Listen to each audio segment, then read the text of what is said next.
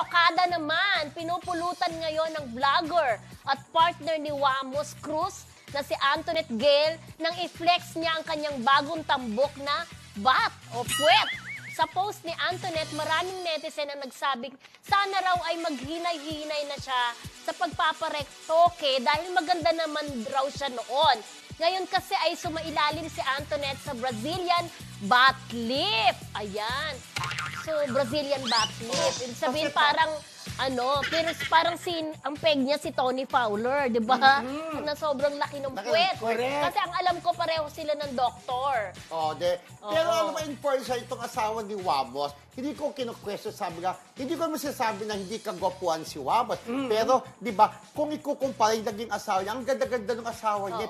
Pero in person kasi, mabait din naman si Wamos. At ang maganda kay Wamos, marami napapaligay. Gibson yan ang Gibson ng pera, di ba? Nakakata kay Wamos J. Pero may babasahin tayo. Pero may mga comment. Mga pet-peta, di ba? Tungkol ang mga sa puwit ni Yes, ni Antoinette. pagpapalaki ng puwet. Ito po mga comments. Yan. As long as she's happy, go for it, sabi ng isa. Tama naman yun. Tama. O sabi naman ng isa, sana di na lang siya nagparitoke. Nakakawalang gana na ang ganda niya. Sinira lang yan. Sabi naman ng isa, ganun talaga pag nagkapera, di na kontento, maganda naman siya dati. Yeah. Ano pa? At Meron ang isa pa. pa, maganda siya. Hindi na kailangan ng retoke. Ang daming comments. Correct. Ito pa ang comment. Maganda ka na, original pa. Retoke ka pa? Ha, ha, ha. Ay, ganon. Oo. Siyempre, iniikot ako, di ba? Ang sabi naman ng isa, ang ganda naman niya kahit walang retoke, pero gusto niya pang magpa-enhance her body, her rules, also her money. Sabi niya ganon. Alam niyo kasi, hindi lang puwet ang pinaretoke ni Yun na Antoinette. ang ganda mo na, hindi mo na kailangan magparetoke. Yung ilong niya. Sabi, puwet lang naman ang pinaretoke. No, pati ilong niya. Pati ilong? Ang medyo hindi ko lang nagugustuhan na, ito yung opinion ko lang naman. Kasi kanganganak lang niya. Kanganganak lang niya, halos, baby pa yung kanilang anak ni Wamos.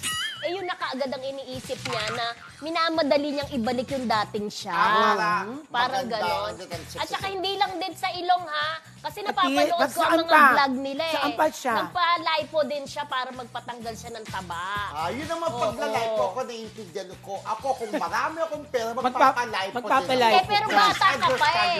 Bata ka pa, nakukuha pa yun sa diet. Kasi bata pa siya eh. 20 plus lang siya eh. 20 plus lang. Pero yun nga, binamadal ng pobet kasi may pera ko. Hindi niya alam. Kaya ko. Hindi niya alam kung saan dadali ng pera.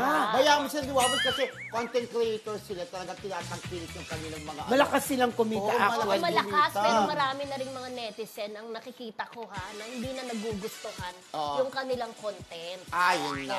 Nagsasawa na yung Nagsasawa iba. na yung iba kasi masyado daw piniflex. Katulad ng piniflex daw, yung mga pera na parang imbes na itulong daw sa iba. Although tumutulong naman sila. In fairness. Oo, in fairness sa kanila. Pero may mga content sila na hindi na nagugustuhan ng ibang netizen. Baka mamaya ang mangyari dyan ay mag-ano sila in unfollow na nila, di ba? May ganon, May di ba? ganun nga talaga. Although malalakas pa rin ang kanilang mga vlogs, umaabot pa rin naman ng milyon yung iba. In fairness, di ba? Naku, baka matulad itong si Antoinette sa isang actress na nagparetoke, nagbagong itsura, no? At etong actress na to, maganda na siya. Binago ang ilong, pagka nakita mo na pa, ikaw mo si Alex Nitz, no? Nag-ibang itsura niya. Pero maganda na siya, di ba? Nagtaka lang. Kilala mo yun eh. Oo, pero nagagandahan pa rin ako Hindi, sa actually kanya. maganda siya. Lalo na pag wala siyang make-up. Pero, Feeling ko sa make-up yun, pero ang ganda pa rin niya pag wala in siyang first, make-up. maganda naman talaga siya. Pero, mas maganda na nga sana kung hanggang doon na lang. Hindi na siya, pero sabi nga, sure nyo ba ako to eh? Para sa akin, Kanya- hindi siya kanyang nagbago. trip yan eh. Para sa akin, Hindi, maganda pa rin siya. yung mata, yung iba na. At saka yung isang aktor din, no? Parang Ay, hindi si na, ano, parang hindi yung na ilong-ilungan. Hindi, yung mukha niya parang hindi na gumagalaw. Wala na Ay, reaction. dahil sa ano. Oo. Pero itong ano na to, itong isang babae dito kay namin ni Mildred, lagi namin nakikita naman in Oo. fairness. Nagagandaan pa rin ako sa At kanya. mahilig Nandun siya pa sa rin ang mga ganda. blind item, mahilig siya sa mga K-pop, di ba?